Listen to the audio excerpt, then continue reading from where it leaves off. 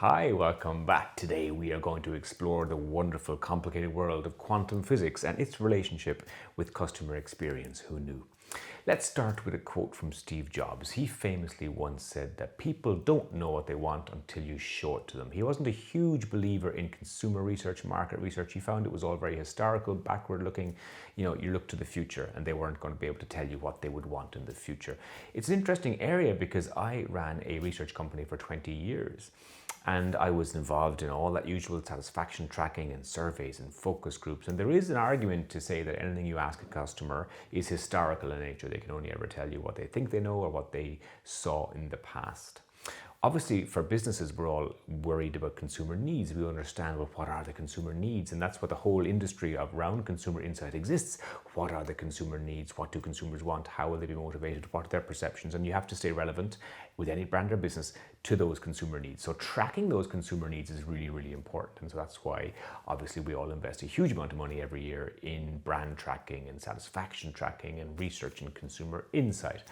Now, the reason I am making this video today is because last week I was keynoting a conference and the speaker before me was talking. It was a supply chain conference and she was talking about the impact of some research that had recently dropped, and she presented this research, and it was research around delivery times. It was saying that consumers are shifting their demand and requirement for immediate delivery, 1 to 2 days, to more longer delivery cycles because of sustainability. And the data she showed was this result of a survey that said, when given these options, do you want it delivered between 1 or 2 days, or 3 or 4 days, slightly longer, that a lot of customers went to the longer version because they were told it was more sustainable, climate control, etc. Now, the problem with that is that there are inherent biases in how we ask questions to consumers. There's inherent biases in all types of research. Consumers can only tell you either what they think they know, or they'll often give you the answer they feel that you want, or the answer that makes them feel good about themselves.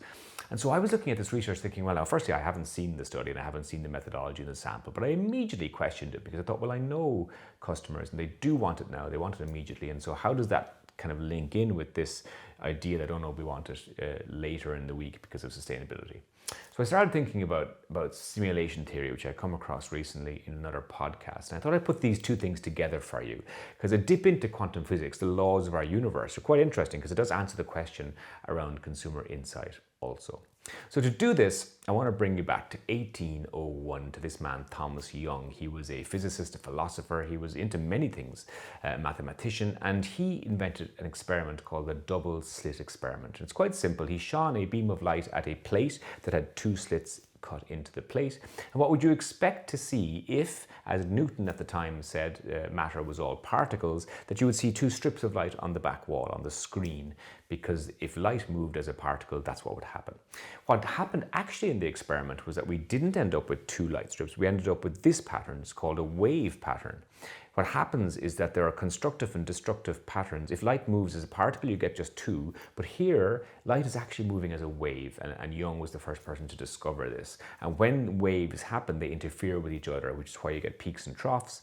And the peaks and troughs here are represented by the light and the dark bands. And so actually, there are many possibilities in terms of the interference pattern, not just the 2 strips. So Young went on, and that was it, job done. He proved that light traveled as a wave, not as a particle. He actually died quite young, pun intended, in his mid-50s, but not having actually cracked the code for Egyptian hieroglyphics. He was responsible for that. So he was like an 1800s Indiana Jones, just he died actually of an asthma attack in his house, as opposed to in the desert looking for the Ark of the Covenant. So that experiment was a fascinating experiment for physicists. And then it went into the 1920s, let's say, and so hundreds of years passed. And in the 20s, then people discovered that not only did photons of light appear as waves, that was also true of electrons, of atoms, of molecules. So actually all the building blocks of life, of physical matter. Matter actually moved as a wave, not as a particle. And as the technology got better and better, we were even into looking into this even more detail. In the 1960s, the experiment started looking at single electrons. At this stage, they were able to fire single electrons at the plate, not as a beam. And then that's when the really interesting stuff happened. Because if you fire a single electron at the plate, you expect it to pass through one of the 2 slits. It's only got one of 2 choices, and it would hit the back wall like a tennis ball hitting a wall at some point. And then you'd again expect these single bands, because how could an electron, if it's passing through on its own, have a wave, because the wave is caused by two matter atoms, particles, electrons hitting each other, and that causes the wave. Whereas if there's only one passing through, there can't be a wave, can there? Only a single electron. But even in the firing of the single electron, this interference wave pattern was still there. So physicists were scratching their heads thinking, what is going on? And what I seemed to, the only explanation was that the electron was somehow passing through both slits at the same time. How could one electron pass through two slits at the same time? It was fascinating. And so to further study this, by firing the electron singly, they started to think, well, what if we set up a detection at the slit just to see what is happening? Are they passing through one? Are they passing through the other? Are they passing through them both at the same time? Which really screwed their heads in terms of how matter worked. And this is where it gets fascinating and where it ties into customer experience and research. The moment they set the detectors up at the plate to see which slit the electron was passing through, the electron immediately behaved as expected as a particle, making just one beam of light.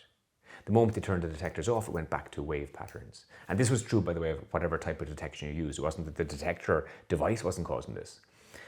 And so basically what it meant was that the electron, the moment it became observed, changed its state. And this blew the minds of, and still does. No one can explain why this happens. And so its state moved from a wave to a particle form, which would be the expected form, because it was being observed. The act of observation changed the nature of reality. And that's where this ties in with customer experience. And this is as fascinating, and it still remains fascinating to this day. And Niels Bohr, a physicist from Copenhagen, which is why this is called the Copenhagen effect, had this famous quote that said, "Particles seem to have no given form until observed." This idea that the observation process made them decide whether they were going to be a wave or a particle. And that is true of research also. Our consumers sometimes, by asking them their opinions, by asking them their motivations, they then choose a form because of the fact that they're being observed. And that's very different from actual prediction of behavior. Let me give you some really simple examples. So imagine if you were going to ask a question of, let's say, 100 nightclub goers in their early mid-20s this weekend about their sexual exploits and their use of contraception. So let's say you ask 100 of them, this weekend, if you end up having casual sex with someone after the nightclub, are you going to use a condom? I can guarantee you, pretty much 100% of respondents will say, of course I would, yeah. I wouldn't know the person, sexually transmittable diseases, fear of pregnancy, of course I would. And that's a rational answer. It's a particle answer because you've asked them a question. They're going to answer that question based on what they think they would do. But of course, the reality of the irrational human brain is that other factors will come into play come the actual event. And so there'll be alcohol consumption, drug consumption, there'll be atmosphere, there'll be hormones, there'll be attraction. And all these things mean that on Monday mornings, that is why many doctors and pharmacy and family planning clinics waiting rooms are full of people who forgot to use a condom. And so, predicting behavior based on asking customers what they think they will do or what their opinion is of a certain brand, these are all very, very dangerous things. And so I was looking back again to come back to consumerism and saying, well, where is it appropriate to use research and where is it not? Now, it's always good to obviously ask your customers what they think, but just remember that what they tell you is being heavily weighted by the fact that they're being asked. And so every survey that you've ever read about customers and their opinion of your brand or your industry, you have to acknowledge the huge observation bias.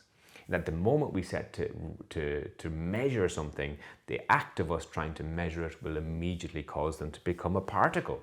They're actually a wave. They have many different ways of maybe behaving, but actually by asking them, they will give you an answer. They give you the answer that they think you want. They give you the answer that they think they would like to do themselves. They give you the answer that makes them look good. All sorts of things go in there, inherent biases. So running the research agency for years, I actually became much more of a fan of ethnographical research, borrowed from anthropology, immersing yourself in the reality of what you're trying to study. I spent thousands of hours poring over video footage of customers in store at fixtures, watching the store flows, spending time in consumption moments in bars and restaurants, even in their kitchens. Obviously, they knew I was there for that one. I would ask them questions and conversations, but never tell them what brand or category I was researching. I was always curious as to the real. I used biometrics a lot. And in fact, one really famous study that I did, and this just shows you the fallacy around consumer research sometimes. We were in store doing a point of sale visibility study. I recruited 50 consumers, gave them eye tracking glasses and asked them to tour the store, didn't tell them what we were actually doing, just asked them to kind of go for an average shop. We were looking at store flows, all very general. What we were actually doing was measuring point of sale visibility for 3 specific categories around the store. The client wanted to know, was this point of sale design cutting through? And so eye tracking is a great way to do that.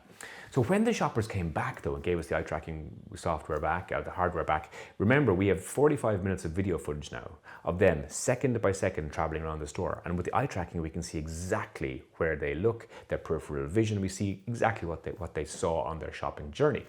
We also did a post-exit survey with them then. And we asked them unprompted, what did you see? Any brand advertising, unprompted. And so some people would maybe mention some of the point of sale they'd seen. But the prompted version was the most interesting one. So we gave them 15 flashcards and they looked at all those flashcards and we said, did some of these point of sale is in the store, some of it isn't. Which ones did you see? And we would go through that deck. The fascinating thing happened when you put those 2 data sets together, the eye tracking, what they actually saw, and their responses to did they see this or not. Put those 2 things together, 100%, every single respondent lied. And they fell into one of 2 camps. There was the first camp that said, yes, I absolutely did see that point of sale. I saw that ad, but then we would check the eye tracking and they didn't even walk down the aisle. They didn't come anywhere near that piece of point of sale.